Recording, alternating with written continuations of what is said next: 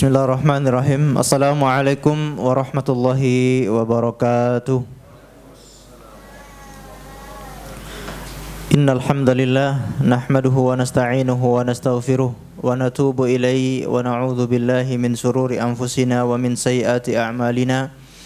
May yahdihillahu fala mudhillalah wa may yudlil fala hadiyalah. Wa asyhadu an la ilaha illallah wahdahu la syarikalah wa asyhadu anna Muhammadan 'abduhu wa rasuluh la nabiyya wa la rasula ba'da. Allahumma salli wa sallim wa zid wa barik wa an'im ala nabiyyina Muhammadin wa ala alihi wa ashabihi wa man tabi'ahum bi ihsanin ila yaumil qiyamah. Ma'asyiral muslimin wal muslimat, saudara sekalian yang semoga dimuliakan oleh Allah Subhanahu wa taala. Kita bersyukur kepada Allah Subhanahu wa taala karena pada kesempatan sore yang berbahagia ini kita dipertemukan oleh Allah Azza wa Jalla dalam rumahnya, yang mudah-mudahan dengan pertemuan ini dalam majelis ilmu ini kita berharap mendapatkan ilmu yang bermanfaat sehingga bisa kita amalkan sebagai bekal untuk menghadap kepada Allah Subhanahu wa taala. Amin ya rabbal alamin. Salawat seiring salam semoga tetap tercurahkan kepada baginda Rasulullah sallallahu alaihi wasallam, kepada seluruh keluarganya, para sahabatnya dan umatnya yang setia mengikuti tuntunannya sampai hari kiamat. Ma'asyiral muslimin yang dimuliakan oleh Allah Subhanahu wa taala.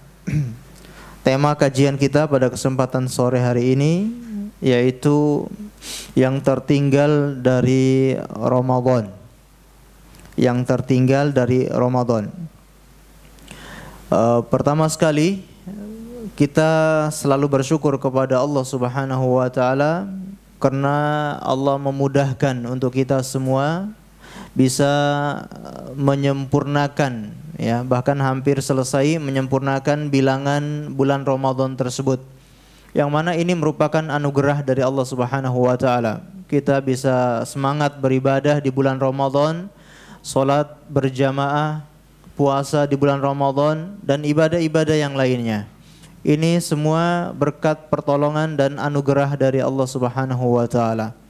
Oleh karenanya Allah Subhanahu wa taala ketika menerangkan perintah tentang puasa, syahrul Ramadan alladzi unzila fihi al-Qur'an hudal lin-nasi wa bayyinatin minal huda wal furqan faman syahida minkumus syahra falyasum wa man kana maridan aw ala safarin fa iddatun min ayamin ukhar yuridullahu bikumul yusra wa la yuridu bikumul usra walitukmilul iddata walitukabbirullaha ala ma hadakum wa la'allakum tashkurun.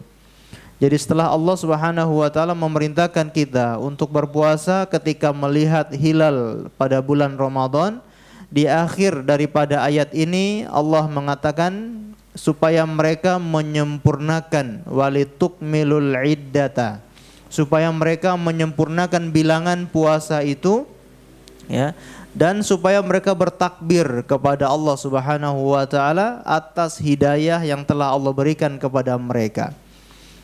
La'allahum yashkurun, supaya mereka bersyukur. Jadi kita bisa berpuasa di bulan Ramadan, melakukan aktivitas ibadah-ibadah di bulan Ramadan dengan penuh semangat. Ini merupakan anugerah dan karunia dari Allah Subhanahu wa taala supaya kita terus bersyukur atas karunia ini. Dengan apa cara kita mensyukurinya? Yaitu banyak-banyak berzikir mengingat Allah Subhanahu wa taala.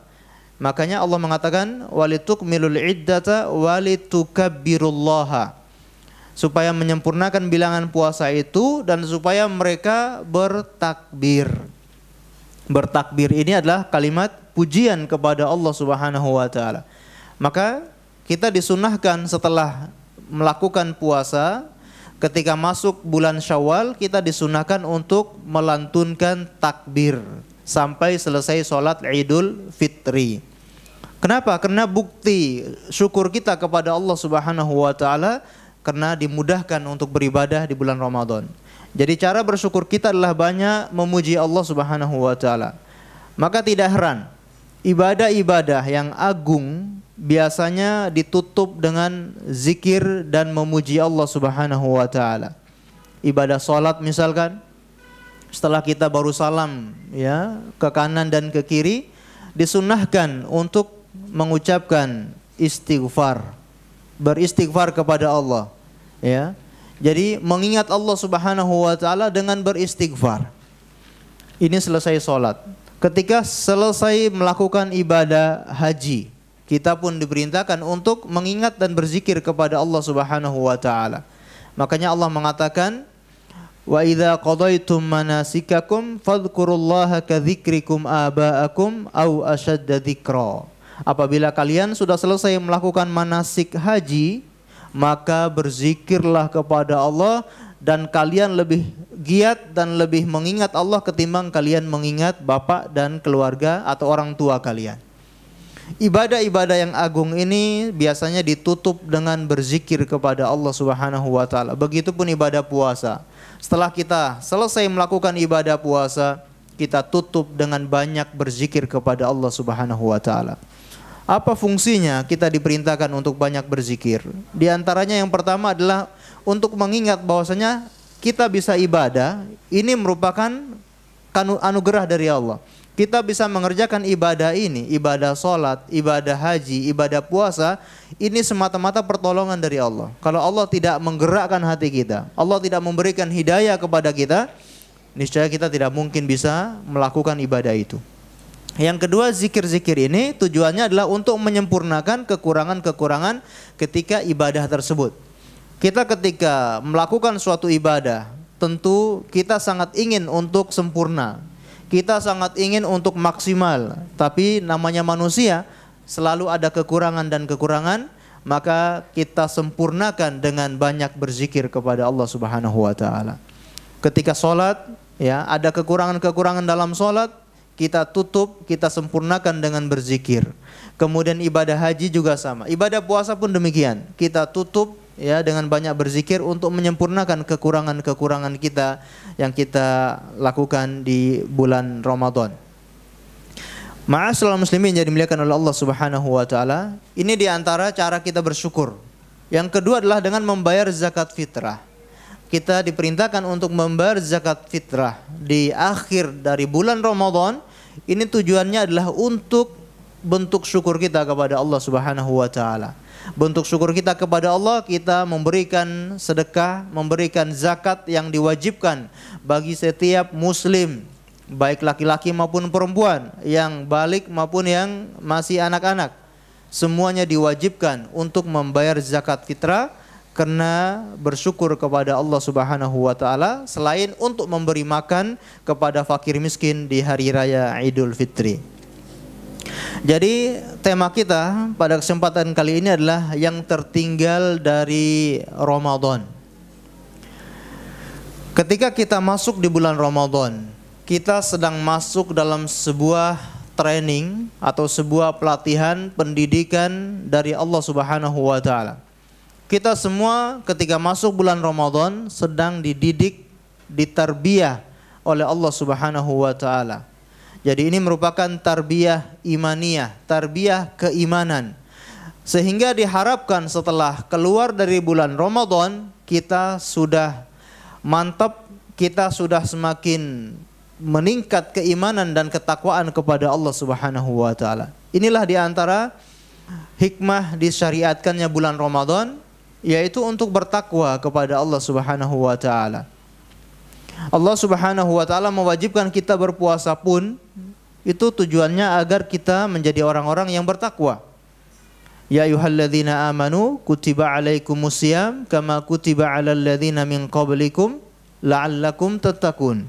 Wahai orang-orang yang beriman, diwajibkan atasmu untuk berpuasa sebagaimana diwajibkan kepada orang-orang sebelum kalian, la'allakum tattaqun. Tujuannya supaya kalian menjadi orang-orang yang bertakwa.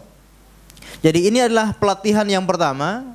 Allah mensyariatkan bulan Ramadan, Allah ingin melatih kita supaya terbiasa, terbentuk jiwa yang bertakwa, terbentuk hati yang bertakwa kepada Allah Subhanahu wa taala. Karena hanya orang-orang yang bertakwa yang akan diterima amalannya. Innama yataqabbalallahu minal muttaqin. Sesungguhnya Allah hanya menerima dari orang-orang yang bertakwa. Dan juga ketakwaan itulah yang akan menyebabkan seorang hamba masuk ke dalam surga. Kita tahu ya, orang yang masih memiliki dosa dan kesalahan tidak akan pernah bisa masuk surga. Nabi Adam alaihi salam, berapa dosa yang beliau lakukan? Hanya satu dosa. Beliau tidak pernah menyakiti orang lain, beliau tidak pernah menggunjing dan mengadu domba orang lain, tidak pernah merampas hak orang lain, beliau tidak pernah melakukan maksiat yang lain. Hanya satu dosanya, yaitu melanggar perintah, melanggar larangan Allah Subhanahu wa taala untuk memakan suatu pohon yang ada di surga. Itu saja kesalahannya, namun sudah digolongkan menjadi orang yang bermaksiat kepada Allah, dan dengan itu dikeluarkan dari surga. Berarti orang yang masuk surga tidak boleh ada sedikit pun dosa dan kesalahan. Maka di antara fungsi siksaan-siksaan ini adalah untuk membersihkan dosa-dosa manusia, supaya ketika sudah bersih barulah diizinkan untuk masuk ke dalam surga. Bahkan ketika dosanya sudah bersih sekalipun, akan dihilangkan sifat-sifat yang bawaan manusia, sifat-sifat iri dengki pada manusia akan dihilangkan sebelum mereka masuk surga. Sehingga ketika mereka berdiri di depan pintu surga, di kontoro, supaya mereka dihilangkan sifat-sifat tersebut, sehingga ketika sudah masuk surga mereka tidak ada lagi sifat-sifat yang buruk tersebut. Maka disebutkan oleh Syekhul Islam Ibnu Taimiyah, manusia ya disiksa di alam kubur, bahkan mungkin disiksa di dunia. Sebelum masuk ke alam kubur ada orang-orang yang disiksa di dunia, tujuannya untuk menghapus dosa-dosanya. Ada orang-orang yang bahkan dikisos, orang-orang yang bahkan dirajam, disiksa. Tujuannya apa? Menggugurkan dosa-dosanya. Ketika orang yang membunuh kemudian dikisos, ditegakkan hukum kisos, dibunuh, maka orang ini akan hilang dosa membunuhnya. Begitupun dosa-dosa yang lain. Atau ketika Allah menyiksa kita dengan sebuah musibah dan cobaan, fungsinya adalah untuk menghilangkan dosa-dosa. Di antara musibah-musibah, fungsinya adalah untuk menghilangkan dosa-dosa kita. Bahkan disebutkan tidaklah duri yang menancap ke kaki salah seorang di antara kamu, melainkan itu sebagai penghapus atau penggugur dosa. Lalu kemudian masuk ke alam kubur, disiksa di alam kubur bagi mereka yang mendapatkan siksaan, supaya hapus dosa-dosanya. Kemudian kalau belum selesai dibersihkan, akan dibersihkan nanti di padang mahsyar. Di padang mahsyar ada siksaan untuk membersihkan dosa-dosa manusia. Kalau di padang mahsyar ternyata belum selesai dibersihkan, akan dibersihkan di neraka. Ini pembersihan yang paling terakhir. Ketika sudah bersih dosa-dosanya, bagi orang yang di dalam hatinya ada keimanan, akan dimasukkan ke dalam surga. Jadi kalau kita tidak memiliki ketakwaan, tidak mungkin kita akan bisa masuk surga. Dengan takwa itulah Allah akan mengampuni dosa-dosa kita. Dengan takwa itulah Allah akan memberikan pahala yang besar kepada kita. Dengan takwa itulah Allah akan ridho kepada kita. Kalau Allah sudah mengampuni kita, Allah sudah memberikan ganjaran yang besar kepada kita, bahkan Allah sudah ridho kepada kita, tempat kembalinya adalah jannah, surga. Inilah yang kita harapkan dari madrasah bulan Ramadan ini. Tujuan Allah perintahkan kita lebih khusus berpuasa pada bulan Ramadan, supaya kita bisa masuk surga, supaya kita menjadi orang-orang yang bertakwa. Maka kalau kita perhatikan ya, bagaimana pendidikan takwa ketika kita berada di bulan Ramadan ini. Seseorang bisa saja ketika di dalam rumahnya dia makan atau minum, lalu dia membersihkan mulutnya, dia keluar dari rumah, tidak ada yang mengetahui. Tidak ada bekas, tidak ada yang mengetahui, tidak ada bedanya antara yang puasa atau yang tidak puasa. Berbeda dengan ibadah-ibadah yang lain. Ibadah sholat ada gerakannya yang kelihatan. Ibadah haji ada gerakan yang kelihatan. Sedekah juga ada gerakan yang kelihatan. Tapi ibadah puasa tidak terlihat, tidak kelihatan. Maka ini sangat mendidik ketakwaan kita kepada Allah Subhanahu wa taala. Seseorang di dalam rumahnya sendirian, tidak berani makan dan minum, padahal itu makanan dia sendiri. Makanan yang dia beli dengan uangnya sendiri, makanannya halal. Tapi karena ketakwaannya kepada Allah, rasa muraqabatullah, merasa diawasi oleh Allah Subhanahu wa taala, dia tidak berani makan dan minum meskipun tidak ada yang mengetahui. Ini pendidikan yang luar biasa. Begitupun suami istri, hubungan atau pasangan yang halal, mereka tidak berani melakukan hubungan suami istri karena takut membatalkan puasanya, karena mereka sadar sedang menjalankan perintah Allah yaitu puasa. Jadi ini pelajaran bagi kita, ketika setelah bulan Ramadan ada bekas-bekas yang tersisa dalam diri kita, yaitu apa? Ketakwaan dan merasa muraqabatullah, merasa diawasi oleh Allah Subhanahu wa taala. Ketika kita sudah terlatih di bulan Ramadan, makanan kita sendiri saja tidak boleh kita makan, apalagi makanan orang lain.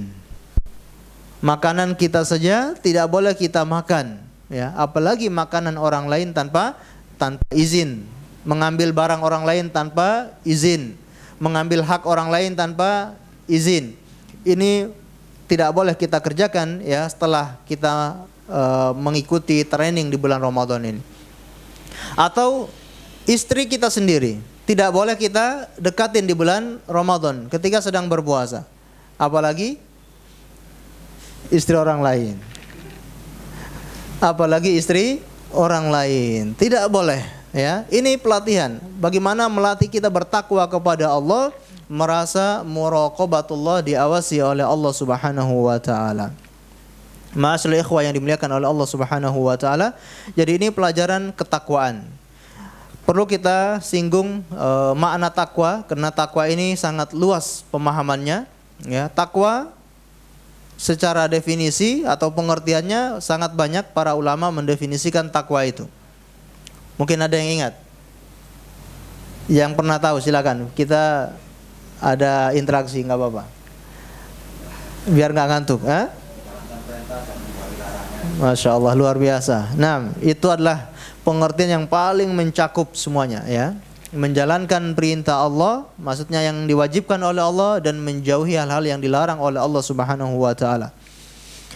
Sebagaimana yang disebutkan oleh seorang ulama yang bernama Tolak bin Habib, ya. Tolak bin Habib. Takwa itu adalah an ta'mal bi ta'atillahi ala nurim minallahi tarju sawaballah, wa an tatruka ma'siyatillahi ala nurim minallahi takhsha iqaballah. Inilah pengertian takwa yang paling sempurna, ya. Yaitu apa? Engkau melakukan ketaatan kepada Allah, menjalankan perintah Allah dengan ilmu dari Allah Subhanahu wa taala, karena engkau mengharapkan pahala dari Allah Subhanahu wa taala. Dan engkau meninggalkan maksiat kepada Allah, meninggalkan larangan-larangan Allah dengan ilmu dari Allah Subhanahu wa taala, karena engkau takut akan siksaan dari Allah Subhanahu wa taala. Maka kita simpulkan tadi adalah takwa menjalankan perintah Allah Subhanahu wa taala dan menjauhi larangan Allah Subhanahu wa taala. Takwa juga sebagaimana disebutkan oleh Ubay bin Ka'ab, sebagaimana sahabat Umar bin Khattab pernah bertanya kepada Ubay bin Ka'ab, apa itu takwa? Maka Ubay bin Ka'ab kembali bertanya, pernahkah engkau berjalan di suatu jalan, engkau melewati jalan yang banyak durinya, yang penuh dengan duri? Maka Umar radhiyallahu anhu mengatakan, ya tentu pernah. Lalu sahabat Ubay mengatakan, apa yang engkau lakukan? Atau apa yang engkau lakukan ketika melewati jalan yang banyak durinya itu? Sahabat Umar bin Khattab mengatakan, aku akan berhati-hati. Ketika melewati jalan yang banyak duri ini, aku akan hati-hati supaya tidak terkena duri. Kata Ubay bin Ka'ab, itulah takwa. Fadzalikat takwa. Itulah takwa. Yaitu apa? Selalu berhati-hati. Selalu memiliki rasa takut kepada Allah Subhanahu wa taala, selalu berhati-hati di dalam menjalani kehidupan ini. Berhati-hati dari apa? Berhati-hati dari kesyirikan, berhati-hati dari maksiat, berhati-hati dari dosa dan kezaliman. Inilah ketakwaan. Ma'asyiral ikhwan yang dimuliakan Allah Subhanahu wa taala. Jadi ketika kita sudah terbentuk menjadi hamba-hamba yang muttaqin, hamba-hamba yang bertakwa, maka perintah Allah adalah yang paling terdepan kita lakukan.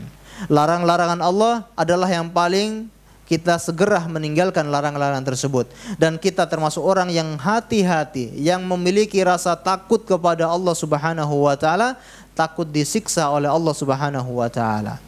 Makanya kita lihat bagaimana contoh-contoh orang-orang yang memiliki ketakwaan yang besar kepada Allah Subhanahu wa taala, yang insya Allah ini patut kita tiru, dan Allah pun menjadikan mereka-mereka ini sebagai teladan. Allah mengkisahkan mereka supaya kita meniru ketakwaan mereka.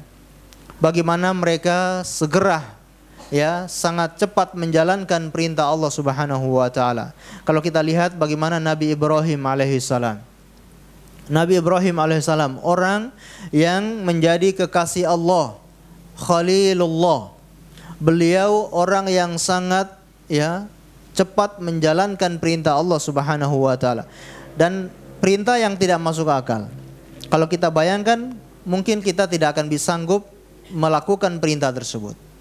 Nabi Ibrahim alaihissalam diuji oleh Allah dengan berbagai macam ujian. Dihadapkan dengan pemerintah yang zalim, pemerintah yang kasar, sampai berdebat, bahkan akhirnya pemerintahannya kalah dalam berdebat itu, dia dibakar di api yang menyala-nyala. Lalu Allah selamatkan Nabi Ibrahim dari api yang menyala-nyala. Ini ujian tersendiri ketika beliau masih muda. Kemudian ketika beliau sudah menikah, Allah uji. Allah tidak beri keturunan, Allah tidak beri beliau anak. Namun beliau selalu memohon kepada Allah Subhanahu wa taala, Rabbi habli minas solihin. Ya Allah, berikan kepadaku anak-anak yang soleh, anak-anak yang menjadi penyejuk pandangan. Beliau tidak pernah berputus asa, bahkan sampai usianya lanjut. Disebutkan sampai rambutnya beruban, sekitar 90 tahunan, belum dikasih anak oleh Allah Subhanahu wa taala. Maka ketika Nabi Ibrahim berdoa, lalu Allah kabulkan doanya. Nabi Ibrahim melihat dalam mimpinya, fabasyarnahu bigulamin halim. Kami kabarkan berita gembira kepada Nabi Ibrahim, dianugerahi anak yang halim, anak yang santun, yang memiliki budi pekerti mulia, yaitu Nabi Ismail alaihissalam. Allah anugerahkan Nabi Ismail, lahirlah Nabi Ismail. Sudah sangat senang Nabi Ibrahim ketika mendapatkan keturunan. Apakah cukup sampai di situ ujian yang dialami oleh Nabi Ibrahim? Ternyata tidak. Allah perintahkan untuk membawa anaknya ke sebuah tempat yang sangat gersang, yang tidak ada tanam-tanaman, tidak ada air, tidak ada makanan di sana. Allah perintahkan Nabi Ibrahim dari Palestina membawa Nabi Ismail yang masih bayi, ditinggalkan di Mekah yang sangat gersang tersebut. Lalu Nabi Ibrahim diperintahkan untuk meninggalkan anaknya yang masih bayi itu. Selama hidup 90 tahunan mengharapkan jabang bayi, begitu sudah lahir diperintahkan untuk meninggalkan anaknya itu. Tidak boleh melihat anaknya. Ini ujian yang sangat besar. Nabi Ibrahim diperintahkan untuk pergi kembali ke Palestina. Sampai anaknya Nabi Ismail sudah mencapai usia dewasa, sudah sedang enak dilihat, sudah cakep-cakepnya, sudah ganteng-gantengnya. Allah perintahkan Nabi Ibrahim untuk apa? Sembelih. Bayangkan, dari mengharap dari sejak bayi, ketika lahir tidak boleh melihat yang sudah lahir ini, sudah bayi tidak boleh melihat anaknya. Begitu sudah besar, malah diperintahkan untuk menyembelih, bahkan dengan tangannya sendiri. Namun Nabi Ibrahim tetap menjalankan perintah Allah Subhanahu wa taala. Bukti ketakwaan yang besar kepada Allah Subhanahu wa taala, Nabi Ibrahim rela mengorbankan anaknya sendiri melakukan perintah Allah Subhanahu wa taala. Inilah contoh orang-orang yang takwa sudah memenuhi hatinya, maka di dalam hatinya tidak ada sedikit pun dari dunia kecuali Allah Subhanahu wa taala. Maka ketika Allah perintahkan suatu perkara, maka itulah yang terdepan yang harus dia kerjakan. Maka kita lihat pada diri kita, berapa banyak Allah Subhanahu wa taala memerintahkan suatu perintah atau melarang suatu larangan, Namun terkadang ya dunia lebih besar di hati kita daripada Allah. Terkadang bisnis lebih besar di hati kita daripada Allah. Terkadang harta lebih kita cintai daripada Allah Subhanahu wa taala. Terkadang keluarga lebih kita cintai daripada Allah Subhanahu wa taala. Ini menjadi pelajaran ya, ketakwaan bagi kita dari Nabi Ibrahim alaihissalam. Begitupun bagaimana para sahabat Nabi sallallahu alaihi wasallam dalam menjalankan perintah Allah Subhanahu wa taala. Anas bin Malik menceritakan tentang Abu Talhah radhiyallahu anhu. Kisah tentang Abu Talhah, bagaimana ketika Allah Subhanahu wa taala menurunkan sebuah ayat, lan tanalul birra hatta tunfiqu mimma tuhibbun. Kalian tidak akan mendapatkan kebaikan yang sempurna sampai kalian menginfakkan apa-apa yang kalian cintai. Maka Anas menceritakan, qama Abu Talha ila Rasulillah sallallahu alaihi wasallam. Pergilah Abu Talha menghadap kepada Rasulullah sallallahu alaihi wasallam lalu berkata, "Ya Rasulullah, innallaha ta'ala qad anzala 'alaik lan tanalul birra hatta tunfiqu mimma tuhibbun." Wahai Rasulullah, Allah telah menurunkan kepadamu sebuah ayat, yaitu kalian tidak akan mendapatkan kebaikan yang sempurna sampai kalian menginfakkan apa-apa yang kalian cintai. Fa inna ahabbu mali ilayya bayroha. Sesungguhnya hartaku yang paling aku cintai adalah bayroha, kebun kurma yang penuh dengan pohon kurma dan di dalamnya kebun yang sangat subur, ada air tawar, ada sumber air di dalam kebun tersebut. Kebun yang sangat luas, sangat subur, penuh dengan pohon kurma yang berada di belakang Masjid Nabawi ketika itu. Maka beliau mengatakan, fa innaha shadaqatun lillah. Sesungguhnya kebun ini aku sedekahkan untuk Allah Subhanahu wa taala. Arju birraha wa dukhraha indallahi taala. Aku mengharapkan pahala dan kebaikan dari sisi Allah Subhanahu wa taala. Inilah bagaimana para sahabat Nabi begitu cepatnya mereka menjalankan perintah Allah Subhanahu wa taala. Kenapa? Sebabnya apa? Hatinya sudah dipenuhi dengan ketakwaan, sehingga ketika diperintahkan oleh Allah apapun akan mereka kerjakan. Begitupun ketika perang Badar, jumlah kaum muslimin ketika itu hanya 300 orang yang tidak memiliki senjata untuk berperang. Mereka keluar hanya untuk tujuan menghadang kafilah dagang Abu Sufyan. Mereka tidak berniat sedikit pun untuk berperang, sehingga mereka tidak membawa senjata dan tidak ada persiapan untuk berperang. Dan jumlahnya pun hanya 300 orang. Namun begitu sampai di daerah Badar, Allah turunkan perintah untuk berjihad di jalan Allah. Perintah pertama dalam Islam untuk berjihad di jalan Allah, tahun kedua Hijriyah. Maka mereka pun melakukan perintah tersebut tanpa ada paksaan, bahkan dengan penuh kepada Allah Subhanahu wa taala, melawan pasukan kafir yang berjumlah 1000 pasukan yang penuh dengan senjata, yang lengkap dengan senjatanya. Bayangkan, ini kalau bukan karena ketakwaan, bukan karena keimanan yang besar dalam hati, tidak mungkin mereka lakukan perintah Allah tersebut. Sehingga orang-orang munafik ketika di perang Uhud, bagaimana keadaan mereka? Mereka kembali tidak jadi ikut berperang. 200 pasukan dari orang-orang munafik tidak jadi ikut berperang di perang Uhud. Kenapa? Karena hatinya tidak dipenuhi dengan ketakwaan. Mereka pun kembali ya ke Madinah, tidak jadi ikut di perang Uhud. Dan bagaimana para sahabat wanita dikisahkan oleh Ummu Salamah ketika turun ayat tentang hijab, ayat tentang berjilbab untuk menutupi rambut dan juga tubuh mereka dengan kain yang menutupi tubuh mereka. Maka Ummu Salamah mengkisahkan bagaimana wanita-wanita Ansor ketika turun dalam surat Al-Ahzab ayat 59, perintah untuk berhijab, faka'anna fi ru'usihinna ghurba. Seakan-akan di kepala mereka ada burung gagak, karena mereka menutupi kepala mereka dengan kain yang berwarna hitam. Mereka tidak protes. Ketika turun perintah Allah untuk berhijab, menutupi kepala dan juga tubuh mereka dengan kain mereka tidak protes dengan alasan panas, gerah dan seterusnya. Inilah wanita-wanita yang bertakwa kepada Allah Subhanahu wa taala. Jadi kita ketika di bulan Ramadan ini dididik oleh Allah Subhanahu wa taala dengan pendidikan takwa, harapannya adalah ketika kita keluar dari bulan Ramadan ini, kita sudah terbiasa untuk bertakwa kepada Allah sehingga kita sangat cepat menjalankan perintah Allah dan menjauhi larangan-larangan Allah Subhanahu wa taala. Contoh yang lain, bagaimana orang-orang yang bertakwa dalam menjauhi larangan-larangan Allah Subhanahu wa taala. Coba kita lihat bagaimana Nabi Yusuf alaihissalam, hamba Allah, seorang nabi Allah yang bertakwa kepada Allah, digoda oleh seorang wanita cantik, wanita istri seorang pembesar kota Mesir, bendahara Mesir. Kalau kita bayangkan bagaimana istri kerajaan, hidup di istana, bagaimana perawatannya, bagaimana kosmetiknya, bagaimana kecantikannya. Itulah wanita yang menggoda Nabi Yusuf alaihissalam. Wa ghallaqatil abwab wa qalat haytalak. Wanita ini menutup semua pintu-pintu.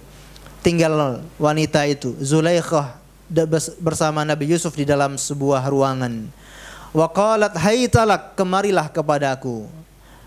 Nah, wanita itu sendiri yang mengajak Nabi Yusuf untuk berbuat dosa, untuk berbuat maksiat.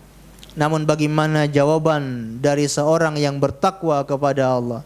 Jawaban dari seorang hamba yang saleh, qala ma'adallah, aku berlindung kepada Allah. Inna ma'ya rabbi. Qala ma'adallah, inna rabbi ahsana mathwaya. Aku berlindung kepada Allah dan Tuanku sangat baik kepada aku. Inilah Nabi Yusuf alaihissalam, ya, dengan ketakwaannya dan dengan ketampanannya itu. Nabi Yusuf sangat terkenal ketampanannya. Bahkan bagaimana dikisahkan oleh Allah, wanita-wanita Mesir menyangka, ya, ma hadza basyara in hadza illa malakun karim. Betapa tampannya laki-laki ini. Ini bukan manusia, ini malaikat yang mulia. Ini perkataan wanita-wanita Mesir. Wa qatta'ahun, dan mereka sampai memotong jari-jari mereka saking ketampanan Nabi Yusuf alaihissalam. Namun ketampanannya itu tidak digunakan untuk bermaksiat kepada Allah Subhanahu wa taala. Bahkan ketika wanita menggodanya, wanita merayunya, beliau lebih memilih di penjara ketimbang digoda oleh wanita itu. Inilah bagaimana seorang yang bertakwa kepada Allah Subhanahu wa taala. Sehingga kita dituntut untuk bertakwa kepada Allah di mana saja kita berada. Bagaimana Rasulullah SAW mengatakan, ya, ittaqillaha haitsuma kunta wa atbi sayyi'atil hasanata tamhuha. Ya, bertakwalah kepada Allah di mana saja kalian berada, di mana saja engkau berada. Dimanapun kita berada, ketika sedang ramai atau sendirian, ketika, ya, sedang sakit atau sedang sehat, kita bertakwa kepada Allah Subhanahu wa taala. Imam Ibn Rajab Al-Hambali ketika menjelaskan hadis ini, beliau membawakan sebuah kisah tentang seorang wanita Badui, wanita yang hidup di pedalaman.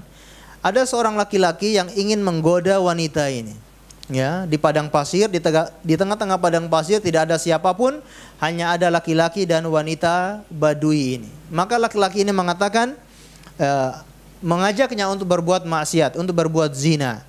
Maka wanita ini mengatakan, aku takut kepada Allah. Wanita yang bertakwa kepada Allah, aku takut kepada Allah Subhanahu wa taala. Maka laki-laki ini mengatakan, kenapa engkau takut? Tidak ada yang melihat kita. Tidak ada yang melihat kita. Yang ada hanyalah bintang gemintang. Maka wanita ini mengatakan, fa aina mukaukibuha. Kalau yang ada hanya bintang gemintang, bagaimana? Di mana yang menciptakan bintang-bintang itu? Ini luar biasa. Wanita yang bertakwa kepada Allah ketika dalam keadaan yang sendiri, ya, tidak ada siapapun yang melihat, namun karena takwa di hatinya, dia tidak melakukan perbuatan dosa, melanggar larangan Allah Subhanahu wa taala. Ma'asyiral ikhwan yang dimuliakan Allah Subhanahu wa taala. Ini pelajaran yang pertama. Di bulan Ramadan ini Allah melatih kita untuk bertakwa kepadanya. Karena takwa itulah yang akan menyelamatkan kita. Takwa itulah yang akan menjadi pakaian yang melindungi kita dari berbagai macam penyakit, baik penyakit syubhat maupun penyakit syahwat. Walibasut taqwa dzalika khair. pakaian ketakwaan itulah yang terbaik. Insya Allah masih ada waktu ya. Baik. Kita lanjutkan. Pelajaran kedua yang bisa kita ambil dalam bulan Ramadan ini adalah pelajaran keikhlasan. Di bulan Ramadan Allah ingin melatih kita untuk menjadi hamba-hambanya yang mukhlisin, hamba-hambanya yang ikhlas ketika melakukan suatu amalan.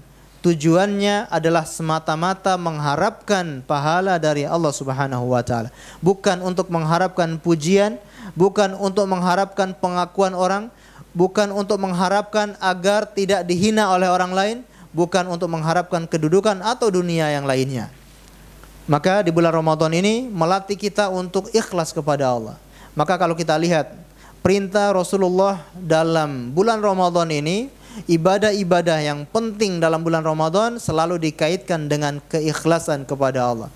Perintah untuk berpuasa, man shoma Ramadan imanan wa ihtisaban, ghufira lahu ma taqaddama min dzambi. Barang siapa yang berpuasa di bulan Ramadan dengan keimanan dan ihtisaban. Apa itu ihtisaban? Ikhlas. Barang siapa yang berpuasa bulan Ramadan dengan keimanan.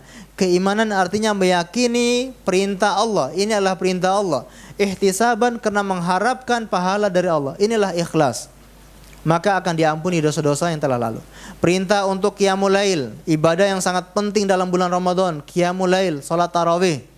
Rasulullah mengaitkan dengan keikhlasan. Man qama Ramadanan imanan wa ihtisaban, ghufira lahu ma taqaddama min dzambi. Barang siapa yang salat malam, qiyamul lail, salat tarawih dengan keimanan dan keikhlasan, mengharapkan pahala dari sisi Allah, akan diampuni dosa-dosa yang telah lalu. Mencari Lailatul Qadar, menghidupkan malam Lailatul Qadar. Man qama Lailatul Qadari imanan wa ihtisaban, ghufira lahu ma taqaddama min dzambi. 3 hadis ini dan hadis-hadis yang lain menerangkan kepada kita Rasulullah selalu mengkaitkan ibadah-ibadah dalam bulan Ramadan dikaitkan dengan keikhlasan. Kenapa? Karena itulah syarat diterimanya amal ibadah. Syarat diterimanya amal perbuatan seseorang adalah ikhlas kepada Allah dan mutabaah, mengikuti sunnah Rasulullah sallallahu alaihi wasallam. Dengan keikhlasan ibadah yang besar. Kalau tanpa ada keikhlasan, ibadah yang besar bisa menjadi kecil di hadapan Allah. Bahkan tidak ada apa-apanya di hadapan Allah. Bagaimana Rasulullah menerangkan ya tentang 3 orang yang paling pertama dimasukkan ke dalam api neraka. Yang pertama adalah orang yang menuntut ilmu, orang belajar ilmu agama, menjadi kiai, menjadi ustadz, menjadi seorang guru, dan juga faham tentang Al-Quran, membaca Al-Quran, melafadzkan Al-Quran, sering membaca Al-Quran. Faham ilmu agama, sering membaca Al-Quran, ya. Bahkan mungkin menghafal Al-Quran. Namun paling pertama dimasukkan ke dalam api neraka. Yang kedua, orang yang memiliki harta dan dia infakkan hartanya tersebut. Tidak ada satu jalan pun ya sosial ataupun keagamaan dia selalu menginfakkan hartanya. Namun demikian orang ini paling pertama dimasukkan ke dalam api neraka. Yang ketiga, orang yang berjihad di jalan Allah. Ibadah yang sangat agung, puncaknya ibadah dalam Islam, berjihad di jalan Allah. Namun demikian orang yang berjihad ini dimasukkan ke dalam api neraka pertama kali. Alasannya apa? Tidak ada keikhlasan kepada Allah. Engkau belajar ilmu agama supaya dikatakan alim. Engkau belajar Al-Quran, membaca Al-Quran supaya disebut sebagai orang yang qari, seorang ahli membaca Al-Quran. Faqad qil, dan itu sudah disebutkan. Gelar-gelar itu sudah engkau dapatkan di dunia. Karena engkau hanya menginginkan itu, maka engkau dapatkan gelar-gelar itu di dunia.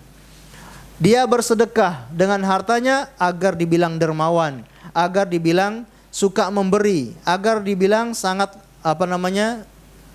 royal ya. Dan engkau sudah dapatkan gelar itu di dunia. Tidak ada keikhlasan kepada Allah, bukan untuk mengharapkan wajah Allah. Dan orang yang berjihad, dia gugur dalam peperangan, berjihad melawan orang-orang kafir, namun tidak ikhlas kepada Allah, dia berjihad agar dibilang pemberani, agar disebut sebagai pahlawan. Ini 3 orang yang paling pertama kali dimasukkan ke dalam api neraka. Abu Hurairah ketika membawakan atau mengkisahkan riwayat ini, beliau sampai pingsan 3 kali. Ya, ada seorang tabi'in yang datang ke Madinah Lalu dia bertanya kepada Abu Hurairah tentang, ya, kabarkan kepadaku sesuatu yang kedapatkan dari Rasulullah. Maka Abu Hurairah mengkabarkan cerita ini, kisah 3 orang ini. Beliau sampai pingsan 3 kali. Luar biasa. Bagaimana takutnya beliau, ya, terkena atau menjadi orang-orang yang tidak ikhlas dalam beribadah kepada Allah Subhanahu wa taala. Tidak ikhlas, amalan yang besar tidak ada apa-apanya di hadapan Allah Subhanahu wa taala. Maka Allah SWT berfirman, ya, wa qadimna ila ma amilu min amalin faja'alnahu haba'an mansura. Kami datangkan amalan mereka, kami tampakkan, kami perlihatkan amalan kamu di dunia, pahalanya seperti ini besarnya, banyaknya seperti ini. Faja'alnahu haba'an mansura. Tapi setelah itu kami jadikan debu yang berterbangan. Tidak ada bobot sama sekali. Begitupun orang yang ditimbang amalannya di timbangan pada hari kiamat. Dia bukan berarti tidak memiliki amalan. Orang yang ditimbang di amalannya, dia juga memiliki amalannya, tapi amalannya tidak berbobot, tidak memiliki kualitas sama sekali. Kenapa? Karena tidak ada keikhlasan kepada Allah Subhanahu wa taala. Ini pelajaran yang sangat penting bagi kita. Berikutnya, ya, dengan keikhlasan, amalan yang kecil sangat bernilai di sisi Allah. Dengan keikhlasan, amalan yang kecil itu sangat bernilai di sisi Allah, sangat besar di sisi Allah Subhanahu wa taala. Kita tahu bagaimana Rasulullah mengatakan, ya, "Lau anna ahadakum anfaqa misla Uhudin zahaban ma balagha nasifa muddi ahadihim wala nasifahum." Ma balagha muddi ahadihim wala nasifahum.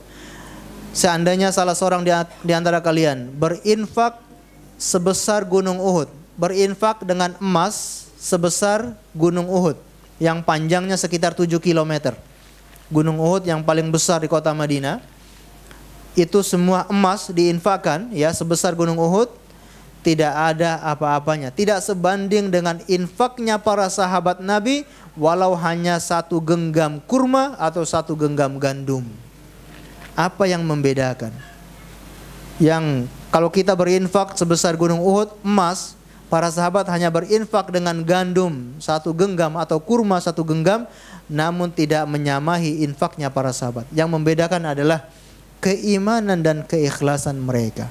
Dengan keikhlasan, amalan yang kecil menjadi bernilai besar di sisi Allah Subhanahu wa taala. Maka ada sebuah ungkapan yang sangat indah dari ulama kita. Mereka mengatakan, ikhlasus sa'ah najahul abad. Ikhlasus sa'ah najahul abad. Ikhlas sesaat saja, kesuksesan selamanya. Sesaat saja kita ikhlas, yang kita raih adalah kesuksesan selamanya. Ada contoh dalam masalah ini, ya. Contohnya adalah seperti Hatib bin Abi Balta'ah. Hatib bin Abi Balta'ah ini dikisahkan oleh Ali bin Abi Thalib, ya. Ketika Rasulullah ingin menyerang kota Mekah, maka Rasulullah merahasiakan penyerangan mereka ke orang-orang Quraisy yang ada di Mekah. Karena ini strateginya Rasulullah. Rasulullah sangat paham dengan orang-orang Mekah, orang-orang Quraisy. Strateginya mereka tidak boleh yang ketahuan. Orang-orang Quraisy, ya, tidak boleh, atau strategi perang itu mereka tidak boleh mendengar atau mengetahui sedang diserang. Itu rahasianya. Maka Rasulullah merahasiakan penyerangan kepada Mekah. Beliau merahasiakan, tidak ada yang boleh membocorkan. Namun Hatib bin Abi Balta'ah menulis surat, lalu dikirimkan, ya, dititipkan kepada seorang wanita untuk diberikan kepada orang-orang Quraisy yang ada di Mekah. Beliau, Hatib bin Abi Balta'ah, membocorkan rahasia Rasulullah sallallahu alaihi wasallam. Kira-kira ini perbuatannya siapa ini? Orang-orang mukmin atau munafik? Secara zahir ini perbuatan orang-orang munafik karena berkhianat. Dia membocorkan rahasia Rasulullah yang akan menyerang kota Mekah. Kalau seandainya berita ini tersiar sampai ke Mekah, maka tidak ada sejarahnya terjadi penaklukan kota Mekah. Ini yang cikal bakal terjadi penaklukan kota Mekah. Rasulullah merahasiakan penyerangan kepada Mekah, ya. Maka Hatib bin Abi Balta'ah menulis surat dan dititipkan kepada seorang wanita Belum sampai di Mekah, turun wahyu dari Allah Subhanahu wa taala memberitahukan bahwa Hatib sedang menulis surat dan dikirimkan kepada seorang wanita. Rasulullah memerintahkan kepada Ali bin Abi Thalib dan kepada para sahabat yang lain untuk mengejar wanita ini lalu mengambil surat tersebut. Karena sangat risiko, berbahaya kalau surat itu sampai didengar dan sampai ketahuan orang-orang Quraisy. Maka tidak akan terjadi apa? Fathul Mekah. Maka ketika surat ini didatangkan kepada Rasulullah, maka Rasulullah memanggil Hatib bin Abi Baltah. Ya Hatib, ma hadza? Apa ini? Apa ini ya Hatib? Maka Hatib mengatakan, wahai Rasulullah, aku memiliki keluarga di Mekah yang lemah. Kaum Muhajirin, mereka memiliki keluarga yang kuat. Ketika mereka berhijrah, kaum Muhajirin berhijrah, keluarganya sebagian di Mekah itu tidak disiksa oleh orang-orang Quraisy karena mereka ada yang melindungi. Sedangkan keluarga Hatib bin Abi Baltah adalah keluarga yang lemah. Ketika Hatib bin Abi Baltah hijrah ke Madinah, keluarganya disiksa. Maka Hatib ingin membalas budi, membeli jasa. Hatib ingin dengan surat ini, ya, timbal baliknya keluarga saya tidak disiksa. Bisa dipahami? Dengan surat ini keluarga saya tidak disiksa oleh orang-orang Quraisy. Itu tujuan Hatib mengirim surat itu.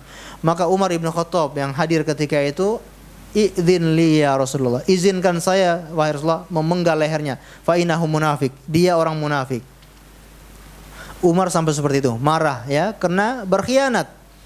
Maka apa kata Rasulullah SAW? Fa innahu syahida badron.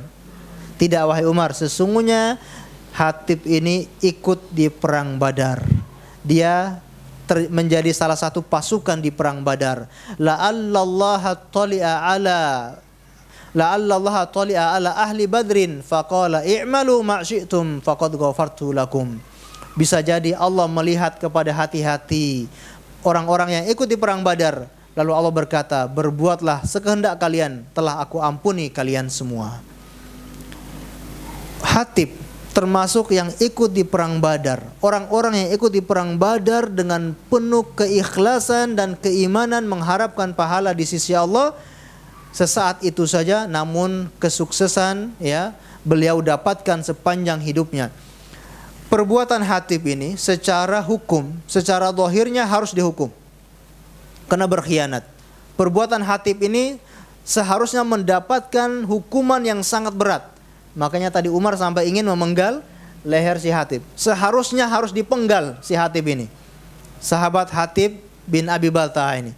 Tapi karena keikhlasannya mengikuti perang Badar, dia dibebaskan oleh Rasulullah dari siksaan dan hukuman tersebut. Bagaimana ikhlas sesaat, kesuksesan selamanya. Hatib hanya ikhlas sesaat di saat perang Badar. Ketika berlangsung perang Badar, Hatib perang dengan penuh keikhlasan. Di saat itu saja selesai. Namun kesuksesannya, namun manfaatnya selalu dia dapatkan sepanjang hidupnya. Perang Badar terjadi pada tahun kedua Hijriah.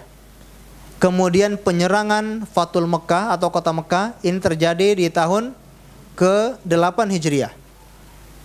Padahal perang Badar keikhlasannya sudah 8 tahun yang lalu atau sudah 5-6 tahun yang lalu, namun manfaatnya tetap dia dapatkan meskipun bertahun-tahun yang akan datang. Bisa dipahami? Bagaimana kisah 3 orang yang masuk dalam gua di zaman Bani Israel. Selama masih ada waktu ya. 3 orang yang masuk dalam gua. Tiba-tiba jatuhlah batu besar dan menutup mulut gua tersebut. Maka masing-masing bertawasul dengan amalannya. Yang satu orang yang sangat berbakti kepada orang tua. Dia mengatakan, ya Allah, jika bakti saya kepada orang tua ini ikhlas karenamu, maka keluarkan kami dari gua ini. Batu pun tiba-tiba bergeser. Orang yang kedua adalah orang yang menjauhi perbuatan zina karena takut kepada Allah.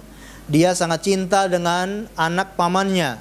Ketika dia sudah berada di atas tubuh wanita itu, ya, maka wanita ini berkata, jangan engkau buka cincin yang bukan hakmu. Maksudnya jangan engkau berzina tanpa akad yang halal. Seketika itu pemuda ini ya takut kepada Allah, langsung meninggalkan wanita itu. Padahal tidak ada yang melihat, tidak ada siapapun di situ, dia tidak jadi berzina karena takut kepada Allah Subhanahu wa taala. Ya Allah, kata pemuda ini, seandainya perbuatan saya ini ikhlas karenamu, semata-mata mengharapkan wajahmu, keluarkan kami dari gua. Tiba-tiba batu pun bergeser. Namun mereka belum bisa keluar dari gua itu. Orang yang ketiga, orang yang sangat amanah. Dia memiliki seorang pekerja, ketika dia belum beri gaji kepada pekerjanya, pekerja itu sudah pergi meninggalkannya. Maka gajinya dia kembangkan, dia jadikan sebuah usaha, dia belikan hewan ternak sampai hewannya ya sebanyak 1 lembah. 1 lembah dipenuhi oleh hewan ternak dari gaji pegawai itu. Bahkan dia membeli budak-budak untuk menjadi pengembala hewan-hewan itu. Maka suatu saat datanglah pegawainya itu, lalu meminta gajinya. Seandainya diberi 1 ekor sapi atau 1 ekor unta, itu sudah mewakili gajinya. Seandainya kalau diberi hanya 1 ekor sapi atau 1 ekor unta saja, itu sudah melebihi gajinya dia, karena gajinya tidak seberapa. Namun dia berikan seluruh hewan ternak beserta budak-budaknya, seisi 1 lembah itu dia berikan kepada pegawainya, karena amanahnya ya. Dan seandainya dia beri 1 ekor saja, pegawainya tidak akan protes. Tapi karena dia perbuatan itu dia harapkan balasan dari Allah, dia berikan seluruh hewan ternak itu, dan pegawainya pergi tidak menyisakan 1 hewan ternak pun. Dia mengatakan, ya Allah, jika perbuatan saya ini semata-mata mengharapkan pahala dari sisimu, maka keluarkan kami dari gua ini. Tiba-tiba batu pun bergeser dan mereka bisa keluar dari gua tersebut. Bagaimana perbuatan mereka tadi adalah ikhlas karena Allah. Dan perbuatan mereka itu sudah tahun yang lalu, sudah bertahun-tahun yang lalu. Namun manfaatnya mereka bisa dapatkan ketika mereka sedang terdesak di dalam sebuah gua. Mereka bisa meminta kepada Allah dengan perantara amal soleh mereka yang sangat ikhlas kepada Allah. Bagaimana ikhlas sesaat, kesuksesan selamanya. Dan ini insyaallah kata-kata yang perlu kita ingat ya. Karena sesaat saja kita ikhlas, manfaatnya kita peroleh sampai hari kiamat. Dan pada hari kiamat nanti yang kita butuhkan adalah amal yang paling ikhlas kepada Allah. Bagaimana 3 orang dalam keadaan terdesak, mereka menyebutkan amalan-amalan mereka yang paling ikhlas. Padahal amalan mereka juga banyak. Mereka adalah orang-orang soleh. Mereka juga memiliki amalan yang lain. Amalan puasa, amalan infak, sedekah. Mereka punya amalan yang lain. Tapi mereka tidak menyebutkan amalan itu. Namun yang mereka menyebutkan amalan yang paling ikhlas. Menunjukkan apa? Saat-saat genting, saat-saat darurat, yang kita butuhkan adalah amalan yang paling ikhlas, amalan yang ikhlas karena Allah. Sedangkan amalan yang tidak ikhlas karena Allah tidak kita butuhkan di saat-saat yang genting. Saat yang genting ketika pada hari kiamat nanti, ketika Allah bangkitkan kita dari kubur, tidak ada yang bisa menolong kita. Yang menolong kita hanyalah amalan kita. Dan yang kita butuhkan adalah amalan yang ikhlas karena Allah Subhanahu wa taala. Jadi bulan Ramadan melatih kita untuk bagaimana selalu menghadirkan keikhlasan di dalam hati, di dalam beribadah, di dalam beramal. Kita sebagai orang tua misalkan ketika memberi uang bulanan, uang belanja kepada istri, hadirkan hati keikhlasan. Saya berikan uang belanja kepada istri dengan penuh keikhlasan, kena tanggung jawab, kena kewajiban, mengharapkan pahala dari sisi Allah. Insya Allah itu adalah akan dinilai ya amalan yang ikhlas karena Allah. Ketika memberi uang ya, membelikan sesuatu kepada anak ya, ikhlaskan niat kepada Allah. Jangan kita menggerutu ketika memberikan uang belanja kepada istri. Ya meskipun istrinya minta terus gitu kan. Ketika kita membantu orang tua kita bantu dengan menghadirkan keikhlasan. Namun kalau kita membantu orang tua dengan mengalir begitu saja, dikhawatirkan itu hanyalah rutinitas biasa. Ketika kita memberikan nafkah kepada istri kita, tanpa menghadirkan keikhlasan, dikhawatirkan itu hanyalah sebuah rutinitas yang mana untuk menggugurkan kewajiban saja, tapi tidak mendapatkan pahala. Kalau kita ingin mendapatkan pahala yang besar, hal-hal amalan-amalan yang kita berikan ini, kita hadirkan keikhlasan kepada Allah Subhanahu wa taala. Mau memberikan uang belanja kepada istri, hadirkan hati ikhlas, ingin mendapatkan pahala dari Allah. Ingin memberikan jajan kepada anak, hadirkan hati, ikhlas karena Allah, insya Allah itu akan mendapatkan pahala yang besar di sisi Allah. Begitupun seterusnya. Ma'asyiral ikhwah yang dimuliakan oleh Allah Subhanahu wa taala. Jadi bulan Ramadan ini ya, setelah kita mungkin beberapa hari lagi, ini mungkin qiyamul lail terakhir, tarawih terakhir malam ini. Sebetulnya tarawih tidak ada batas akhirnya. Tarawih mau di bulan Ramadan, di luar Ramadan tetap tarawih. Qiyamul lail itu tidak ada batasannya. Puasa terakhir besok insya Allah ya. Kita berharap setelah bulan Ramadan ini kita sudah terlatih ya. Ketika berpuasa kita terlatih. Artinya kita itu sebetulnya sanggup untuk berpuasa. Tapi kenapa di bulan selain Ramadan kita sangat sulit untuk puasa? Ada puasa-puasa sunnah. Kenapa kita sangat sulit? Padahal kita sebetulnya mampu. Kita sudah membuktikan di bulan Ramadan ini kita mampu. Bahkan yang ahli dukhon ya, yang mengatakan saya kalau 2 jam atau 1 jam nggak ngerokok itu nggak bisa, pahit. Ya mohon maaf kalau yang masih menghisap rokok ya. Beralasan seperti itu. Saya kalau 2 jam 1 jam kalau nggak hisap rokok itu pikiran tidak tenang, mulut pahit dan seterusnya. Dia sudah membuktikan di bulan puasa ini dia berpuasa selama selama subuh sampai terbenam matahari. Berapa jam dia tidak merokok? Sekitar 15 mungkin ya, sekitar 15 jam dia mampu meninggalkan rokok. Padahal dia mampu sebetulnya. Dan pelajaran dan yang lainnya ya. Qiyamul lail ya, kita bisa bangun sahur di sepertiga malam ya. Kenapa di bulan Ramadan kita bisa bangun sahur? Sebetulnya kita mampu untuk bangun di sepertiga malam, untuk berdoa, berzikir atau untuk melakukan qiyamul lail kita mampu. Dan seterusnya itu yang akan kita kerjakan ya. Bekas-bekas di bulan Ramadan ini jangan sampai lenyap begitu saja ya. Bahkan sebagian orang alhamdulillah sudah keluar Ramadan, sekarang bebas ya. Bukan seperti itu ya. Justru ketika setelah keluar Ramadan, bekas-bekas di bulan Ramadan itu harus selalu ada pada diri kita. Harus selalu kita pertahankan, kita istiqomah ya, sampai ya, kita betul-betul menghadap kepada Allah dalam keadaan istiqomah. Allahu alam bissawab. Baik, inilah mungkin yang bisa kita sampaikan pada kesempatan kali ini, yaitu yang tertinggal dari Ramadan. Kita akhiri kajian ini dengan membaca doa kafaratul majlis. Subhanakallahumma hamdika asyhadu an la ilaha illa anta astaghfiruka wa atubu ilaik. Wa sallallahu ala nabiyyina Muhammad wa ala alihi wa sahbihi wasallim. Terima kasih atas segala perhatiannya. Mohon maaf atas segala kekurangannya. Assalamualaikum warahmatullahi wabarakatuh.